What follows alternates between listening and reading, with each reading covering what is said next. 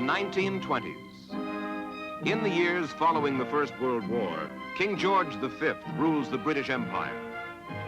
He and his wife, Queen Mary, are popular rulers, devoted to the traditions of monarchy. Their oldest son is Edward, Prince of Wales. A romantic figure, Edward is heir to the throne, and the attention of the empire is always focused on him. Edward's brother, Prince George, must inevitably live in the shadow of the future king. But Prince George and his wife, Elizabeth, are a shy couple, unaggressive, content to stay as much as possible in the background. On April 21st, 1926, they have a child, Princess Elizabeth. Comparatively little publicity will be given to the new princess as she grows up. She has royal blood, but like her parents, it is doubtful that she will play an important role in the affairs of the British monarchy. Princess Elizabeth makes her first official appearance in public at a wedding within the royal family. Says one observer, she always does what she is told without constantly asking why.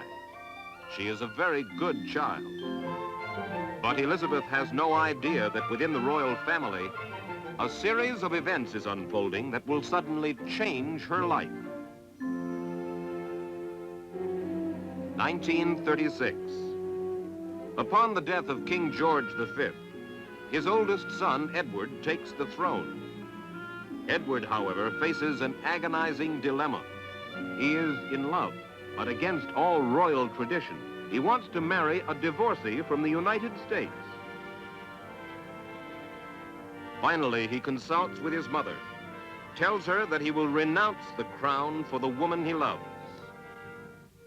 The new king abdicates and goes into exile with his bride. 1937. Edward's brother, Prince George, finds himself thrust almost reluctantly onto the throne of England. His daughter, Princess Elizabeth, now realizes that her life must change dramatically. Her father is the king, and she, now 11 years old, will very likely someday be the Queen of England. World War II. Britain reels under the Nazi blitz.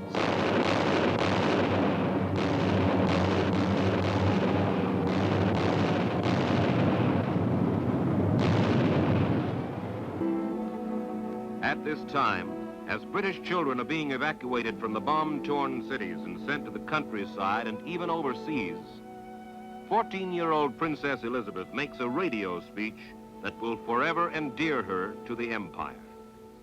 Thousands of you in this country have had to leave your homes and be separated from your fathers and mothers. My sister, Margaret Rose, and I feel so much for you, as we know from experience what it means to be away from those we love most of all. All of us children who are still at home think continually of our friends and relations who have gone overseas. I can truthfully say to you all that we children at home are full of cheerfulness and courage. And we are trying, too, to bear our own share of the danger and sadness of war. We know, every one of us, that in the end, all will be well. For God will care for us and give us victory and peace. And when peace comes, remember, it will be for us, the children of today, to make the world of tomorrow a better and happier place. Because the royal family would be targets for German bombers, the princesses spend most of their time in Windsor Castle, far from London. By just staying in Britain, however, they boost morale. They serve as symbols of English defiance.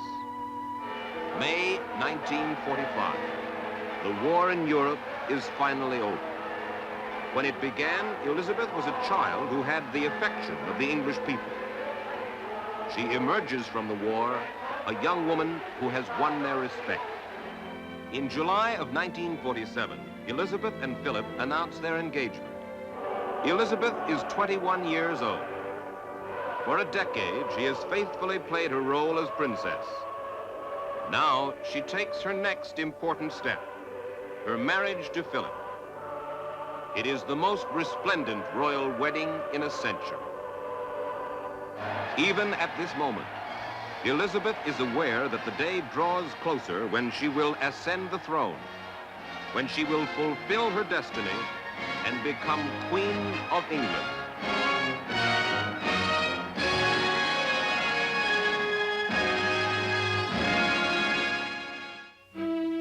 (1952). Princess Elizabeth and the Duke of Edinburgh start on a tour of the British Empire. There has been some concern because her father, the king, has been ill, but he seems to be recovering, and Elizabeth looks forward to her journey.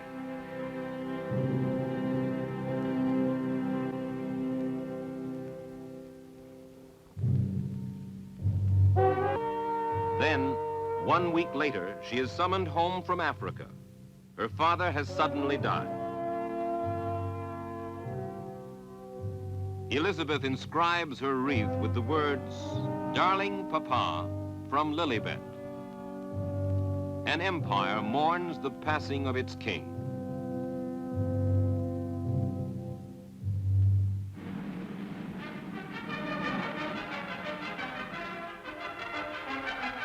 In a ceremony rich with 1,000 years of tradition, England will crown her new monarch.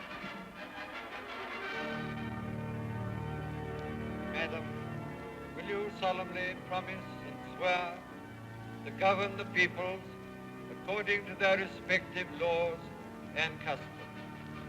I solemnly promise so to do.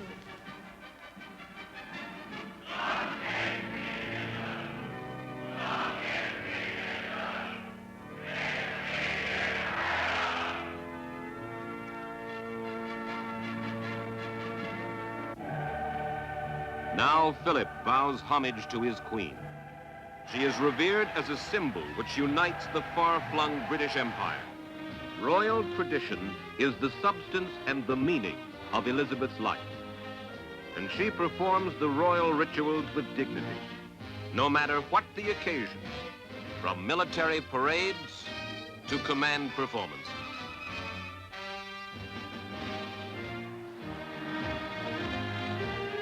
Wherever she goes, from Africa to Australia, throughout the far-flung British Commonwealth, Elizabeth is welcomed, hailed, showered with adulation.